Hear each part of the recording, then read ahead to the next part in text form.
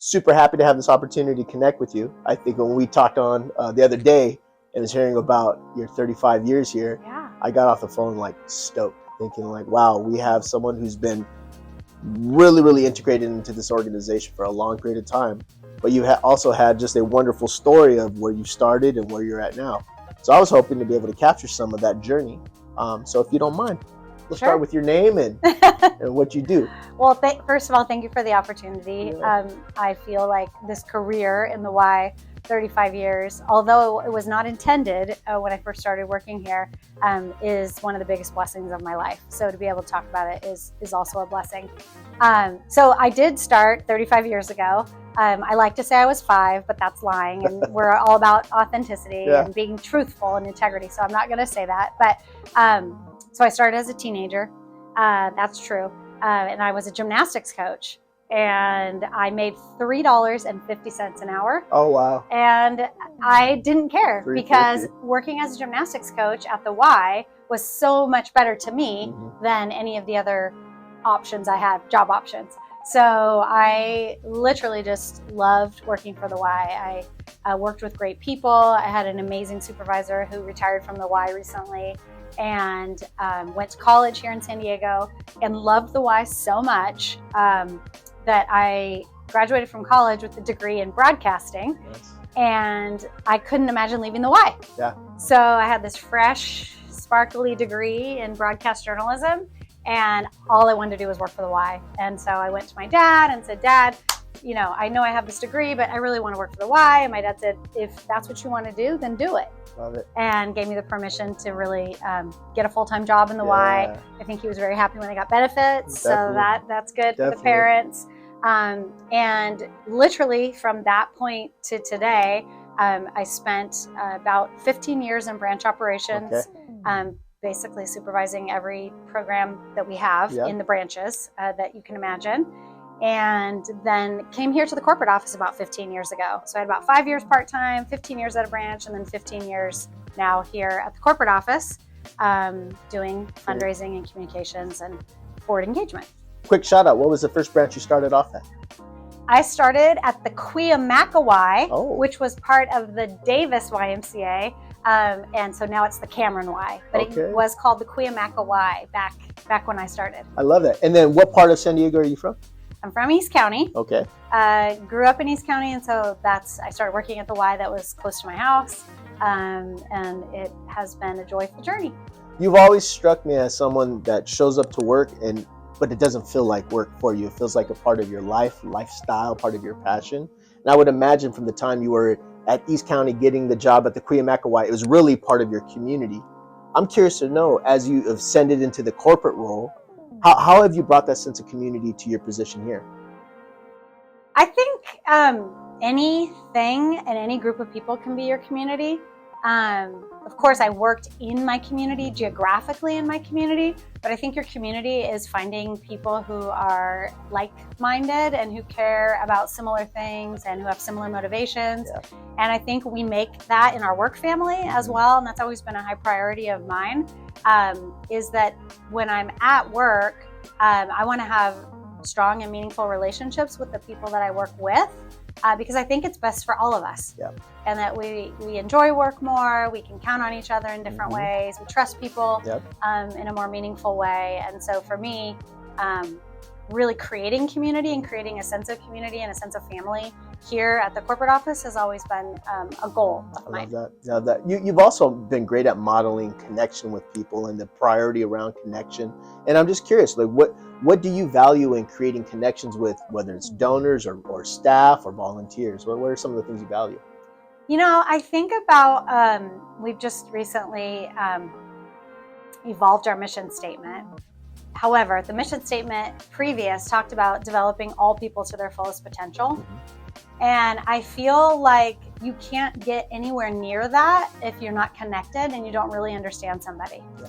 And I feel like in my role, obviously we talked about my early years, I worked with kids, I worked with their families. And so helping them reach their potential was pretty obvious. Yeah. So when you're working with a 6 or 7 or 8, 10, 15-year-old, it's pretty obvious. But then when you switch to a role like I did, and it's more administrative, and you're right, I am working with my staff, our donors, our volunteers, and those teams, I decided early on that helping each person I come into contact with develop their fullest potential was how I was going to live out the mission. I love that. And so the whole connectivity thing, it's obviously natural for me. I love it. I love people more than I love anything else.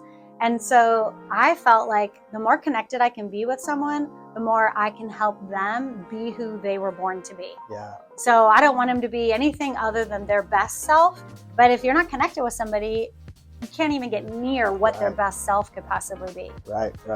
And who would you say some of the more influential people in your life for unlocking your fullest potential have been? You know, it's funny you say that. I posted on LinkedIn this weekend about my 35-year Y anniversary, and I shouted out 3 people. And there's been so many people, and you know, you always run the risk of not including someone. However, I shouted out 3 people because these 3 people have been with me more than 30 years. So my first boss in the Y, lady named Debbie Lenz, is recently retired, but she hired me as a teenager and saw my potential and saw something more in me than I could see at 16 years old. And so she has stayed one of my most fervent, ardent supporters the whole time. Nice. So as I've changed roles in the Y and as things have morphed through the years, she's always been the person who's like always going to cheer for me. She's always going to be behind me. So Debbie Lenz, our past COO, 2 COOs ago, Steve Rowe, was my boss. He was my immediate supervisor for about 15 years. And when I was at the branch, and he, same thing, just was someone who gave me so much opportunity to grow. I feel like it's not true, but I feel like when I look back, time is compressed, that like every other day I was like doing something new. Like, hey, you want to take this department? Oh, why don't you try camp? Oh, you can run the skate park. Oh, you're in charge of maintenance now. Oh, you're an admin. You're day camp. You're this, you're that.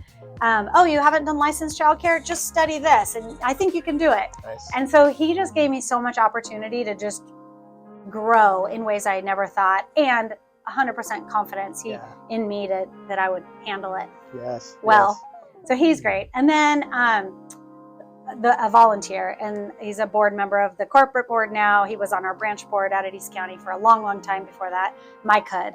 And just having a volunteer model selfless service and generosity to our Y has been a real inspiration to me throughout the years. And I remember one time here, our annual campaign was a little bit short, and I don't remember the details, but I remember him calling me. He'd already made a generous gift, and I remember him calling me, and he said, well, we're not going to fail. And I said, okay.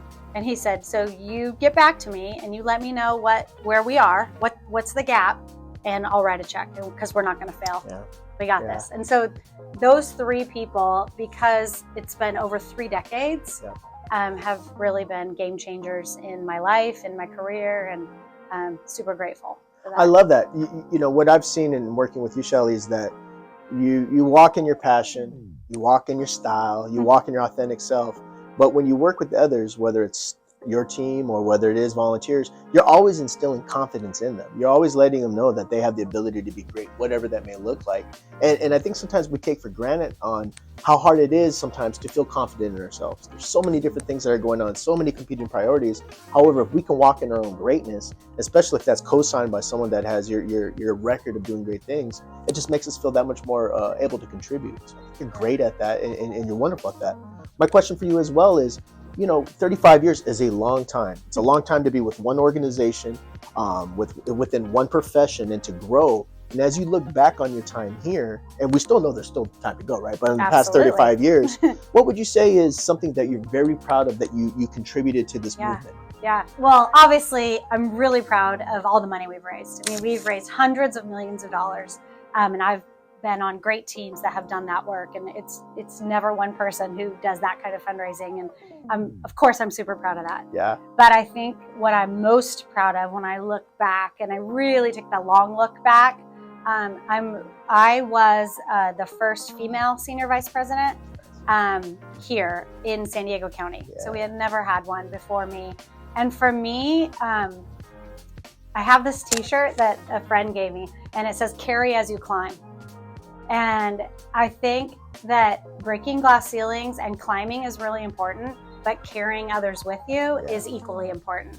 And I just feel so lucky that I got to be that first female senior vice president. And my dad always says, watch out for shattering glass, because he's so proud that we broke that one barrier that women had in our YMCA here in San Diego. However, breaking the glass ceiling, in that case, is only one part of it. It's bringing others with you. And in fact, Julie Armitage, who works here in our department with us, we worked together before I came here at East County. And I was not 100% sure that I wanted to come here when I had the opportunity. And she said to me something I'll never forget. She said, "You have to go for all of us because you were the one invited to go. Yeah. So you go first because you have the opportunity. And we haven't yet had that opportunity, so we need you to go for all of us." So that whole thing about moving forward and doing things others haven't had the opportunity to do yet, but in service to bringing others with you, and that carry as you climb. To me, that, like I said, we've raised hundreds of millions of dollars. Right. We have hundreds of millions of impressions and communications, and we've done so many great things, but it's truly like being able to blaze a trail forward and encourage and bring others with me, because that's what stands the test of time. Yeah, absolutely. And it's great to know that you not only have that impact for yourself, but all those around you, and you set that example. So I do believe we're in a time now where we have to have that mentality. We have to uplift those around us. And if we have the space, the opportunity, and the privilege to be in a space, we gotta bring the whole gang with us. Yeah, absolutely. What do you attribute your great energy to? Because we all know you got energy for days. Tell us about that. Well, I was raised in a really great family, so I give a lot of props to my family, and I was raised to believe I could do anything I wanted to do. Nice. So I think it started very early on, but I also attribute it to my faith, and I really feel like I am here for a reason. I'm on earth for a reason, and to shine a bright light is part of the reason I'm here.